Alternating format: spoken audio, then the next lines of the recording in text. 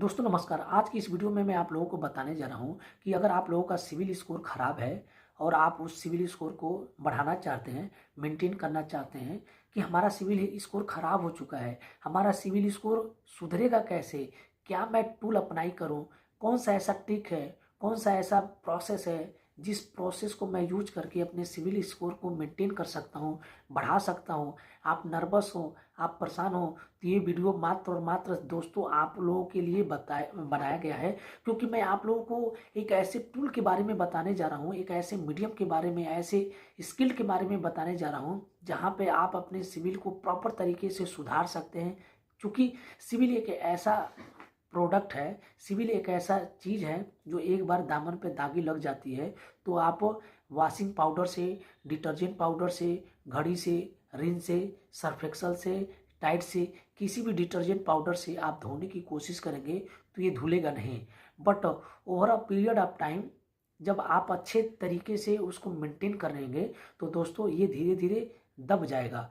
क्योंकि 3 साल बाद, 4 साल बाद, 5 साल बाद अगर आप अच्छे इंसान बन करके उभरेंगे तो जो जहाँ पे भी आप किसी भी प्रोडक्ट को लेने जाएंगे या लोन अप्लाई करने जाएंगे और आप प्रॉपर तरीके से जस्टिफाई कर देंगे तो वो बैंक, चाहे एनबीएफसी हो, चाहे बैंकिंग फाइनेंस हो, या चाहे प्राइवेट लिमिटेड कंपनी हो, या प्रोप्राइटरशिप फर्म, जहाँ पे आप मतलब लोन लेना चाहते हैं, जो सिविल चेक करते हैं तो उनकी नज़रों में ये चीज़ें एक्सेप्ट की जाती हैं। अब दोस्तों बात आती है कि आप अपने सिविल को सुधारेंगे कैसे। सबसे पहले मैं आप लोगों को एक बात बता दूं कि सिविल स्कोर खराब क्यों होता है। जैसे मान लीजिए आपने कोई होम लोन ले लिया, कोई लोन अगेंस्ट प्रॉपर्टी ले लिया हो, या कोई क्रेडिट कार्ड ले लिया हो, या कोई बिजनेस लोन हो, या कोई किसान क्रेडिट कार्ड हो, या ऑटो लोन हो, या बाइक लोन हो, या कंज्यूमर लोन हो, या मुद्रा लोन हो, या एमएसएमई लोन, किसी भी टाइप का आप लोन लेते हैं और उनकी ईएमआई टाइम से नहीं देते हैं तो दोस्तों उस हालात में क्या होता है, आपकी ईएमआई बाउंस होती है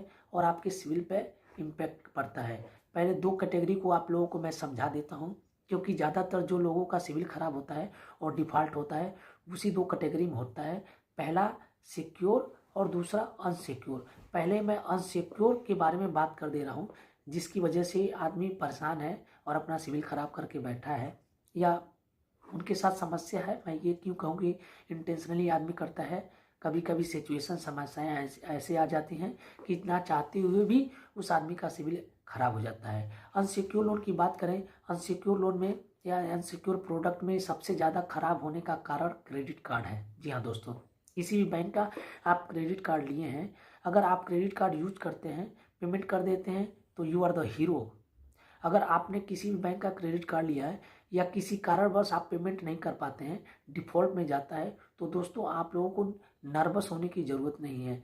कारण यही होता है कि आप लोग बात नहीं करते हैं बैंक से, भागते हैं, छुपते हैं, पेमेंट देने के इरादे नहीं रखते हैं। बैंक क्या कोई जान से मार देगी क्या?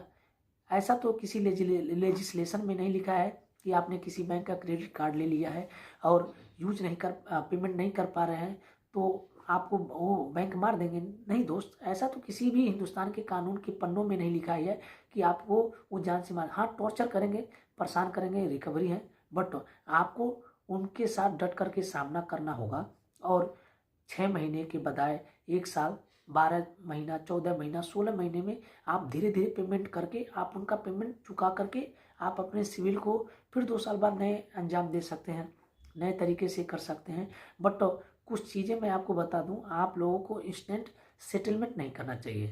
क्रेडिट कार्ड को लेकर के 1 लाख रुपए का आपने क्रेडिट कार्ड यूज किया है, आप 1000 रुपये भी महीना देते रहिए, फ्रीज करा लीजिए। आगे का तो लिमिट आप यूज नहीं कर पाएंगे, न तो बढ़ाएंगे, but over the period of time आप धीरे धीरे करके पेमेंट उनका कर देंगे। अब 2 साल बाद, 3 साल बाद फिर आप उसी कैटेगरी के कस्टमर में काउंट किया जाएंगे। दूसरा सिविल खराब करने वाला सबसे वाइटल प्रोडक्ट है वो बिजनेस लोन है, क्योंकि ये अनसिक्योर होता है, बैंकों के पास तो कोई प्रॉपर्टी जमा नहीं रहती है, ले लेते हैं। तो दोस्तों आप लोगों को नर्वस होने की ज़रूरत नहीं है, सेटलमेंट करने की ज़रूरत नहीं है। आप पार्ट पेमेंट करते रहिए over the period of time, आप करके साल भर, 2 साल बाद। कभी कर्ज तो ठीक है, कर्ज आपने लिया, लेकिन कर्ज ज़िंदगी भर रहता नहीं है। और उसके बाद से पर्सनल लोन हो गया या होम लोन हो गया, लोन अगेंस्ट प्रॉपर्टी हो गया, तो 6 महीने, साल भर आप परेशान रहेंगे। लेकिन अगर आप दोबारा लोन लेना चाहेंगे पुराना अपने टाइम से पेमेंट कर दिया। तो दोस्तों आज के डेट में कोई भी इंसान बिजनेस करने के लिए बैठा है तो वो बेवकूफ़ नहीं है। आपके इरादे बुलंद होने चाहिए, नीयत साफ होना चाहिए। हाँ, अगर आप पेमेंट से टाइम से पेमेंट नहीं कर पाते हैं, किसी बैंक का चाहे क्रेडिट कार्ड का हो, चाहे पर्सनल लोन का हो या बिजनेस लोन का हो या एनी टाइप लोन आप ले करके पेमेंट नहीं कर पा रहे हैं, क्योंकि रिकवरी वाले फ़ोन करते हैं, उल्टे सुल्टे भाषा का इस्तेमाल करते हैं, आपके नाते रिश्तेदार में फ़ोन करते हैं, मान मर्यादा के साथ खिलवाड़ कर सकते हैं। तो दोस्तों आपको भागने की ज़रूरत नहीं है, न तो उनसे बहस करने की ज़रूरत है, न तो कोर्ट कचहरी मुकदमा में जाने की ज़रूरत है। अगर आप अनसिक्योर लोन लिए हैं तो, क्योंकि कोई भी संविधान में ऐसा नहीं लिखा है कि आपको मेंटली वो टॉर्चर कर दें। आपको नर्वस होने की ज़रूरत नहीं है। आपको सिर्फ हिम्मत जुटा करके उनके बात को और ये बोलिए कि हम देना चाह रहे हैं, हमारा इंटेंशन क्लियर है, हमें साल भर का टाइम दे दो, हमें 2 साल का टाइम दे दो। आपने हमारे अच्छे समय में हमको दिया, तब तो हम आपके दरवाजे पे नहीं गए थे ना, आप हमारे दरवाजे पे आए हैं। उसी तरीके से अगर हम पेमेंट आपका नहीं कर पा रहे हैं तो हम आपके दरवाजे पे आकर के पेमेंट देंगे, बट हमें टाइम तो देंगे ना। जब मैं जिंदा रहूँगा, कमाने लायक